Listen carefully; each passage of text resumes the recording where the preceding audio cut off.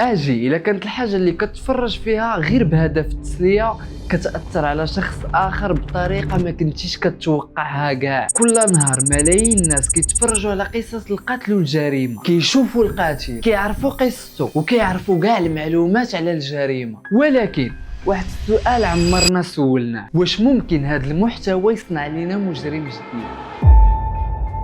السلام عليكم، معكم زكريا في فيديو جديد. عارف باللي غدرت عليكم بزاف، ولكن هذا الفيديو هذا من احسن الفيديوهات اللي خدمت عليهم، فما تنساش دير لايك وابوني باش توصل بالفيديوهات الجايه انت الاول. ونبداو بسم الله. كنشوف باللي ملايين الناس كيتفرجوا في الافلام ولا محتوى على الجرائم، ولكن الاغلبيه ديال هاد الناس ما كيوليوش مجرمين. شنو كيعني هادشي؟ الا كان المحتوى هو السبب، فعلاش الملايين ديال الناس ما كتاثرش بنفس الطريقه؟ وهذا الشيء كيخلينا نطرحوا ثلاثه ديال الفرضيات. المحتوى كيصنع مجرم، المحتوى ما كيأثرش، وشنو هي الحقيقه الوسطيه بيناتهم؟ واليوم غادي نحاولوا نعرفوا شكون فيهم الاقرب للحقيقه. ولكن قبل خاصنا نتطرقوا لواحد الحاجه مهمه: علاش حنا كيعجبنا نشوفوا ونسمعوا القصص على المجرمين؟ ما كندويش على دابا، ولكن الاغلبيه ديالنا ملي كان صغير كان كيتفرج، واخا مكتوبه ديك ناقص 16 لا تعقلوا عليها. المشكله ماشي في هذا الشيء، ولكن المشكله واش هذا الشيء يقدر يدير واحد التاثير في الشخصيه ديالنا. ونزيدك هذه المعلومه: القيمه ديال المحتوى الاجرامي كتعدى 2.8 بليون ديال الدولار، راه الاموال الطائله معلم. ولكن اللي غادي يهربوا لينا هو واحد الجريمه طرات مؤخرا. لويجي ماغيوني هو واحد الشاب ارتكب جريمه في رئيس واحده من اكبر الشركات ديال التامين في العالم، وقدام باب الشركه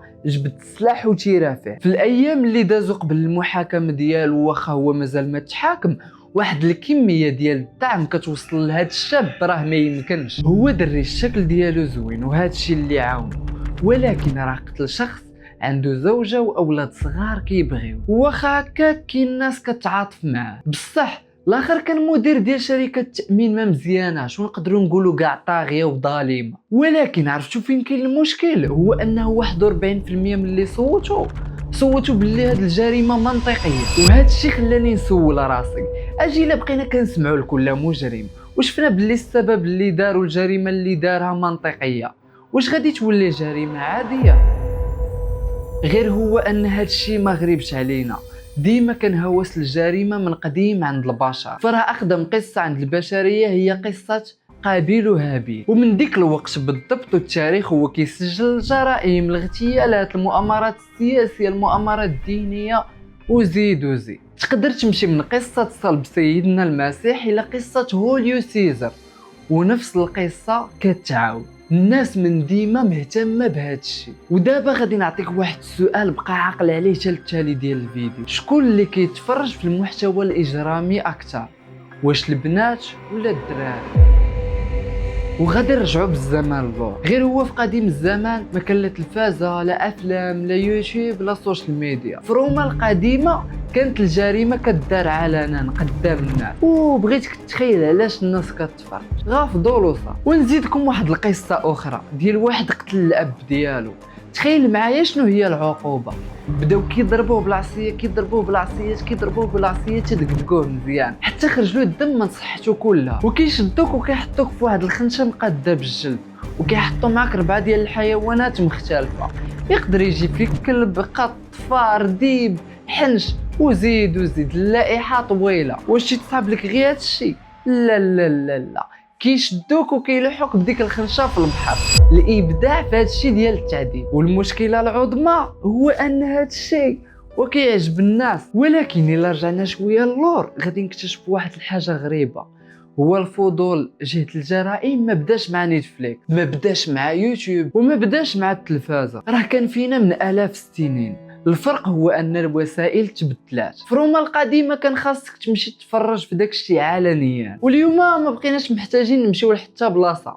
الجريمه تجي حتى لعندنا في التليفون ديالنا، في يوتيوب ديالنا، ولا في السوشيال ميديا. وفي اي لحظه نقدروا نعرفوا المجرم، نشوفوا صورته ونسمعوا صوته ونعرفوا حتى القصه كامله ديال الجريمه. وهنا بالضبط كيتبدل السؤال، وما كيبقى السؤال هو علاش حنا كيعجبنا نتفرجوا في هذا الشيء. ولكن شنو كيوقع لينا ملي كنستهلكوا هذا الشيء مره، جوج، 3 و10 ومئات المرات. واش كنبقاو غير متفرجين، ولا المحتوى اللي كندخلو لعقلنا كيقدر يبدل الطريقه اللي كنشوفوا بها الجريمه والمجرمين؟ وهنا خاصنا نوقفوا، حيت الا كان المحتوى بصح كيأثر علينا فراه خاصنا نلقاو الدليل وماشي اي دليل، وخاصنا نعرفوا واش بصح كاينه واحد الحاجه سميتها عدوى الجريمه. تخيل معايا هاد السيناريو، جريمه كتوقع، الاعلام كيهضر عليها، الناس كيبداو يتبعوا التفاصيل، صور كتنتشر والاسم كيولي معروف والقصه كتولي على كل فم، ومن بعد بمده قصيره كتوقع نفس الجريمه بنفس الطريقه. وهذا الشيء كيخلينا نطرحوا واحد السؤال مهم، واش ممكن الجريمه الاولى تكون تاثرات على الجريمه الثانيه؟ وهذا الشيء عنده واحد السميه في البحث العلمي كرايم كونتيجن، وهذا الشيء كيعني ان حدث إجرامي إذا تحققت واحد الظروف معينة يقدر يكون سبب في ارتفاع وقوع حادث مماثل له. واحد البحث منشور في بلوس وان سنة 2015 درس هاد الظاهرة في ظاهرة القتل الجماعي وإطلاق النار الجماعي في الولايات المتحدة الأمريكية. وهاد الباحثون لقاو واحد الحاجة غريبة بزاف، من مورا شي أحداث كان كيكون ارتفاع مؤقت في احتمال وقوع نفس الحادث موراه، وفي النموذج اللي استعملوا قدروا هاد المدة ب 13 يوم ماكس. هادشي كيعني أنه يقدر يطرى نفس الحادث في النهار الاول، النهار الخامس، السادس، غير كتفوت 13 يوم الاحتماليه كتهبط. واخا هكاك حنا خاصنا نردوا البال، حيت كلمه عدوى كتخلينا نفهموا النتيجه بالطريقه الغلط. البحث ما كيقولش ان واحد الشخص شاف واحد الجريمه وقرر يقلدها، وما كيقولش حتى الاعلام كان سبب في الجريمه الثانيه، غير هو كيبين لنا بلي كاينه واحد الحاجه خاصنا نبحثوا فيها. والحاجه اللي بدلات كل شيء هو ان واحد الباحثين اخرين شدوا نفس الحوايج واستعملوهم في ابحاث مختلفه ولقاو باللي داكشي ما كاينش بنفس القوه. وهنا وصلنا لاهم درس مهم في هذا التحقيق، الارتباط ماشي هو السببيه.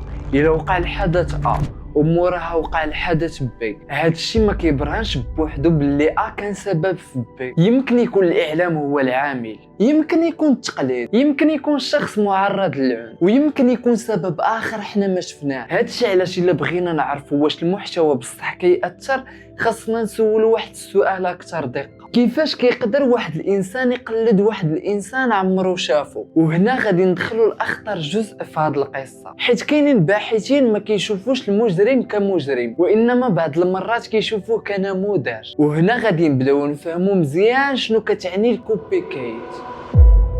اللي فات شفنا فيه ان الباحثين لاحظوا واحد الحاجه غريبه، جريمه كتوقع وموراها بواحد المده وجيزه جريمه اخرى مشابهه كتوقع، ولكن حصلنا في حاجه وحده، هو كيفاش هذا الشيء كيوقع. واش الجريمه الاولى بصح كتنتقل للشخص الثاني؟ الجواب لهذا السؤال هو لا. ولكن شنو اللي كينتقل؟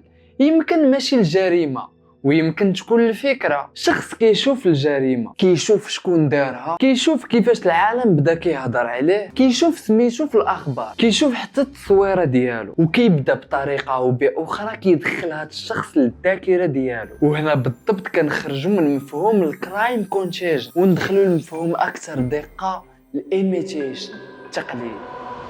حيت الانسان عنده واحد القدره غريبه، ما محتاجش يجرب شي حاجه باش يعرفها، كيكون كافي انه يشوفها قدامه وصافي. وهنا واحد من اشهر علماء النفس البرت بانادورا حاول يفهم هذا الموضوع بالضبط. في وحده من التجارب ديال بانادورا خلى واحد الاطفال كيشوفوا واحد الشخص بالغ كيتعامل بعنف مع واحد الدميه، ومن بعد من عطاو فرصه للاطفال يلعبوا، شي وحدين منهم حاولوا يقلدوا نفس السلوك. هاد التجارب ولات من بين الادله اللي ساهمت في تطوير فهمنا للاوبسيرفيشنال ليرنينغ.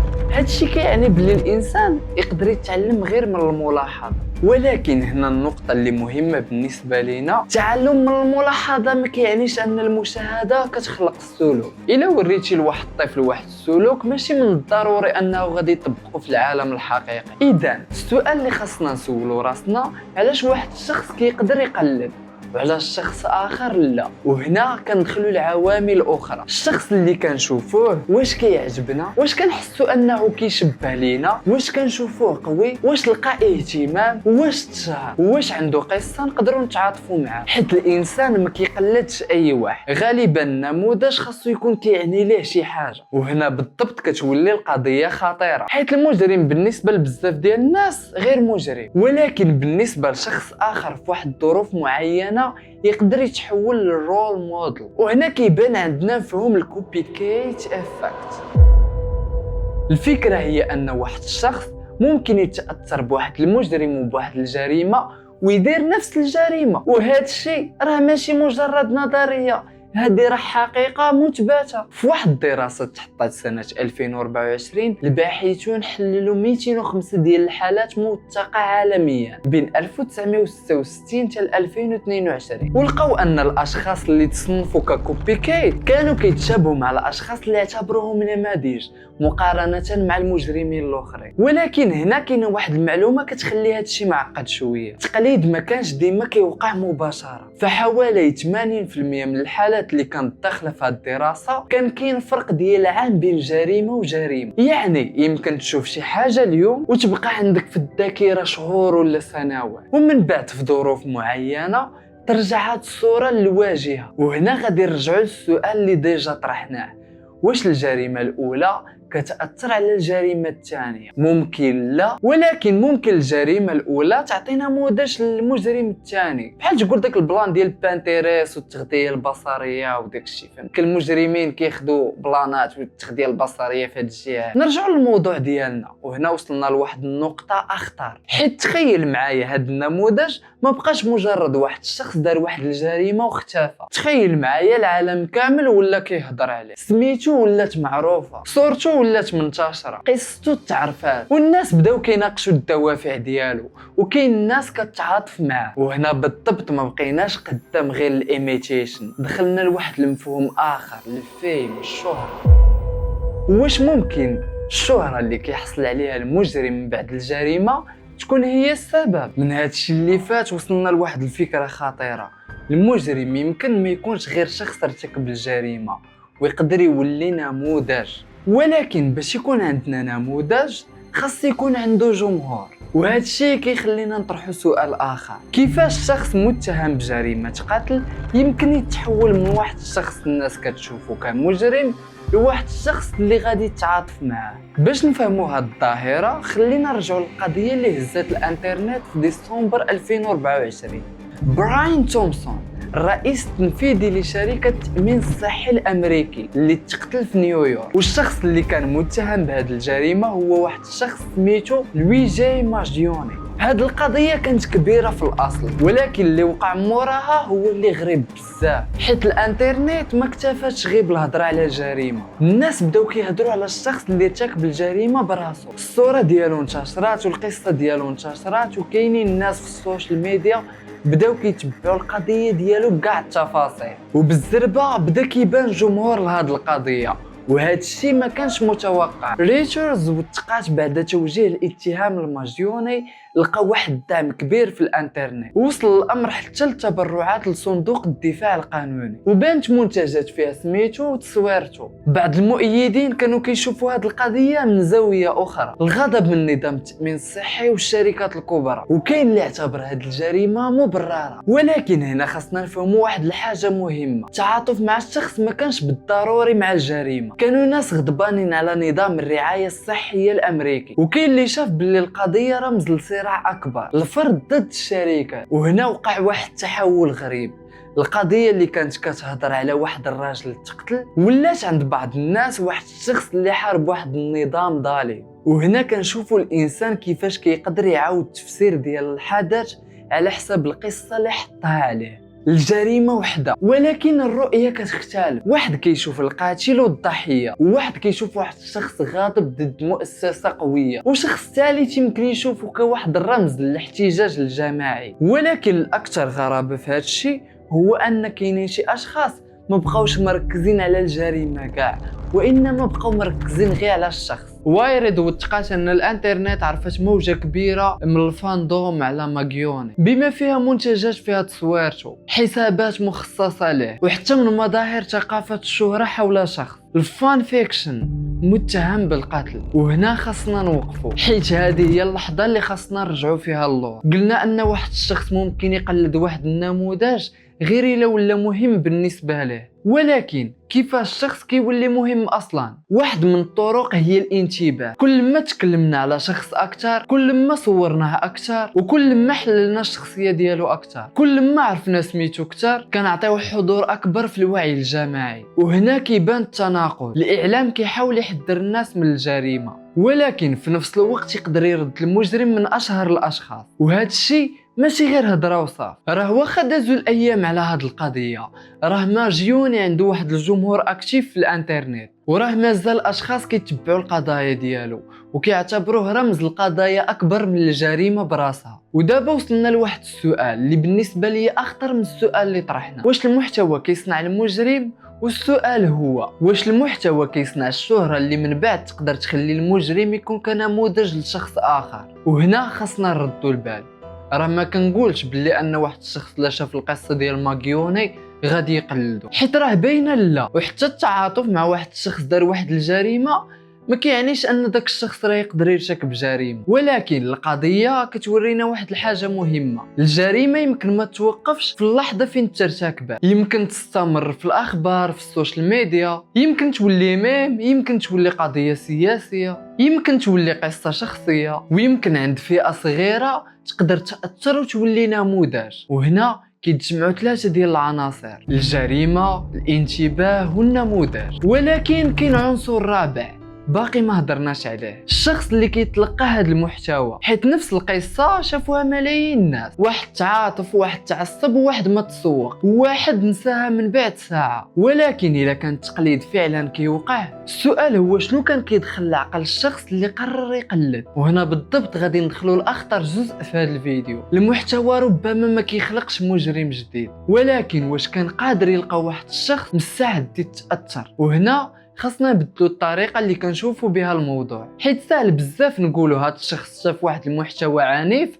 وقرر يولي عنيف، ولكن الانسان ماشي آلة، ماشي اي حاجه كتشوفها كتدخل لعقلك وموراها كتخرج على شكل سلوك. راه نفس الفيلم كيتفرجوا فيه مليون ديال الناس، واحد كيضحك، واحد كيخاف، واحد كيناقش القصه، واحد كينساها من بعد ساعه، وشخص واحد اخر ممكن يتاثر بطريقه اخرى. اذا السؤال ديالنا ما بقاش شنو شاف الشخص، السؤال هو شنو كان في الشخص قبل ما يشوف هذا الشيء. وهنا كندخلوا لمفهوم مهم: القابليه للتاثر.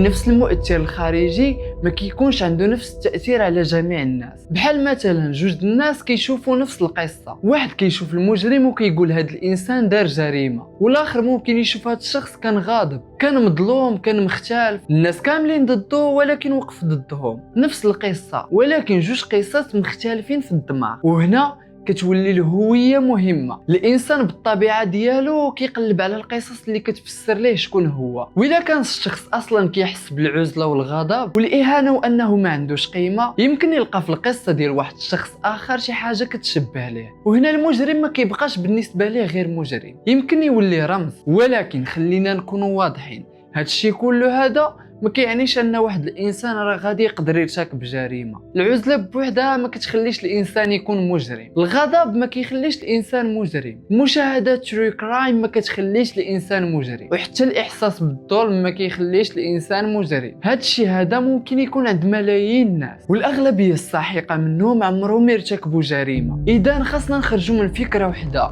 هو ان سبب واحد ما كيساويش مجرم. الواقع معقد شويه، غالبا واحد السلوك خطير كيكونوا مأثرين عليه بزاف ديال العوامل خارجيه: الشخص، البيئه، التجارب، الصحه النفسيه والعلاقات الاجتماعيه، الظروف والطريقه اللي كيفسر بها الانسان العالم اللي داير به. ووسط هذا الشيء كله يمكن يجي المحتوى، ولكن المحتوى ماشي بالضروره يكون هو الاول، ممكن يكون غير قطعه اخرى في الصوره. ولكن كاين واحد العنصر اللي يقدر يبدل كل شيء: التبرير.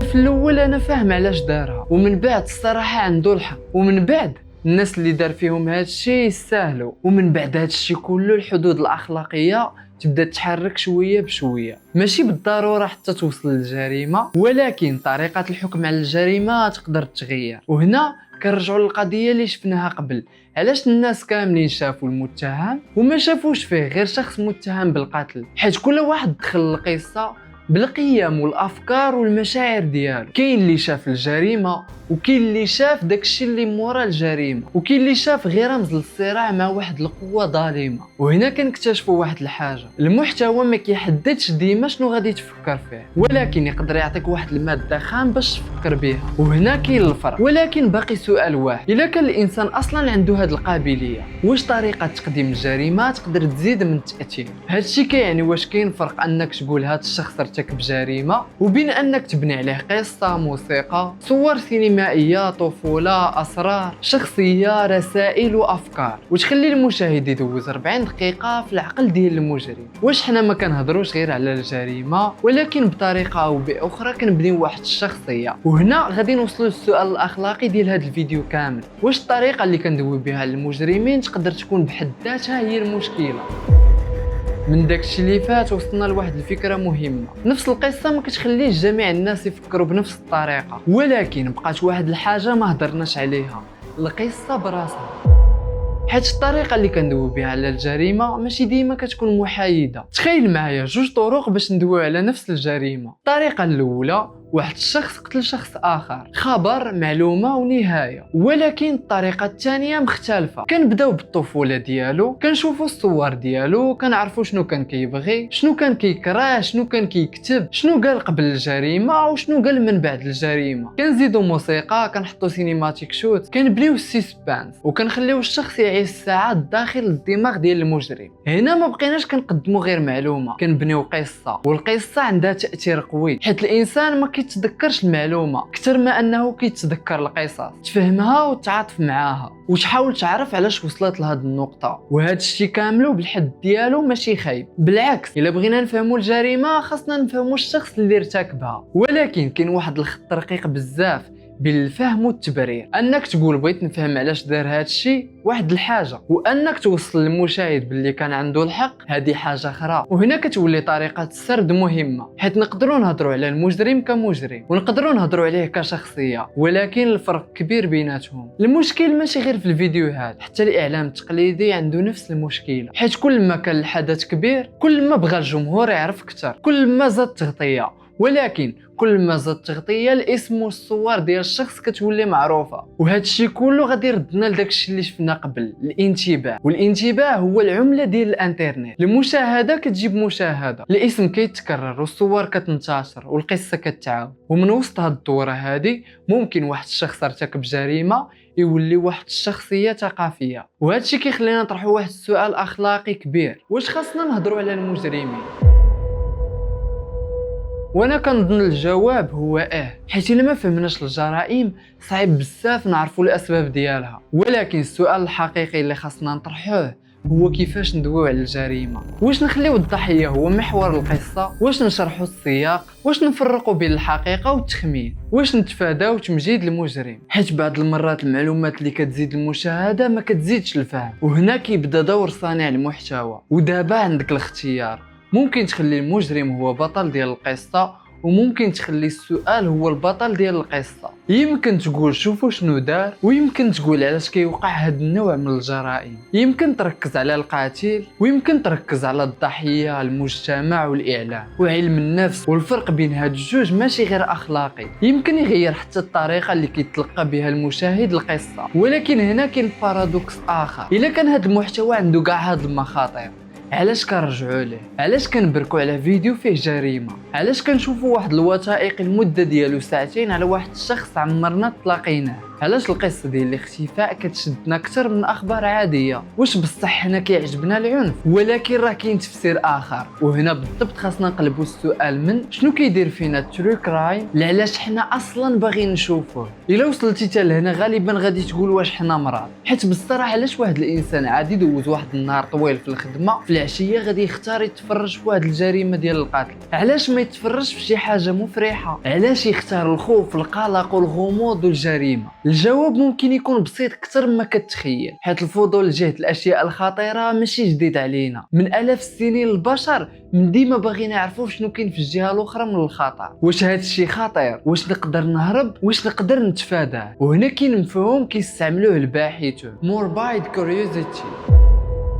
الفضول جهة الاشياء الخطيره والمقلقه والقريبه من الموت. هذا الشيء كيعني بلي الانسان يقدر يتفرج في جريمه قتل ماشي حيت باغي يولي عنيف، يقدر يكون باغي يفهم الخطر. تخيل معايا كتسمع على واحد الشخص اختفى، عقلك مباشره كيبدا كيفاش فين وعلاش وشنو وقع، واش كان يقدر يتفادى. وهنا اللعبه كتولي بحال البوز، كل معلومه كتجيب سؤال جديد، وهذا واحد من الاسباب اللي كتخلي ترو كرايم جذاب. ولكن كاين سبب اخر، الاحساس بالسيطره. الا فهمتي كيفاش وقع الخطر ممكن تحس انك مستعد باش تواجهه، كتعلم شنو خاصك ترد البال منه، شنو اللي تبعد عليه، وشنو اللي ممكن يدير واحد الانسان في واحد الموقف معين. بمعنى واحد اخر، كاينين واحد الناس كيتفرجوا في الجريمه غير باش يخافوا، ولكن كاينين واحدين اخرين كيتفرجوا باش يكونوا مستعدين. وهنا بالضبط كاين واحد البارادوكس جميل، نفس المحتوى اللي كيخوف يمكن يعطيك احساس انك فاهم العالم، ولكن ماشي كل مشاهده عندها الدافع. كاين فضول، كاين اثاره، وكاين غموض، كاين الرغبه في فهم الناس، وكاين حتى حاجه اخرى،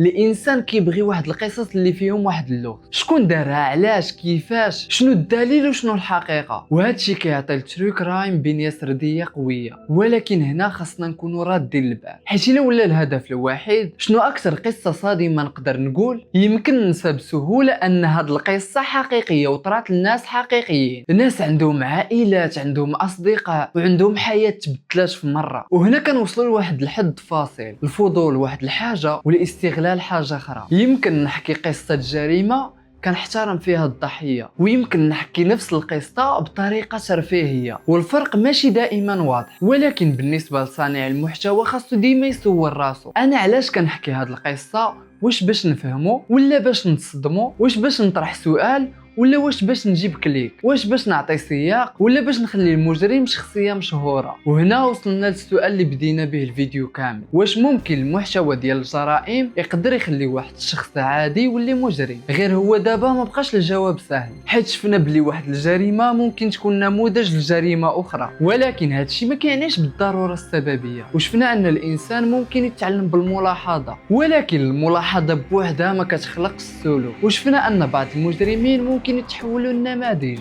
ولكن راه ماشي اي شخص كيشوفهم كيقلدهم. وشفنا ان الشهره والانتباه تقدر تخلي حتى الجريمه كتمتد لمده اطول واخا تكون تدارت وسالات، ولكن راه ما عندناش دليل كيقول باللي ان اي واحد غادي يشوف ديك القصه غادي يتاثر بنفس التاثير اللي غادي يتاثر به شخص اخر. وشفنا حتى دوافع اخرى كتخلي الانسان يتفرج في الترو كرايم، يمكن الفضول، يمكن الرغبه في فهم الخطر، يمكن البحث على الاثاره، ويمكن بكل بساطه القصه شداتو. اذا واش المحتوى هو اللي كيصنع المجرم؟ لا، على الاقل ما عندناش شي دليل كيخلينا نقولوا هذا الشيء بكل بساطه. ولكن واش المحتوى ما عندوش تاثير؟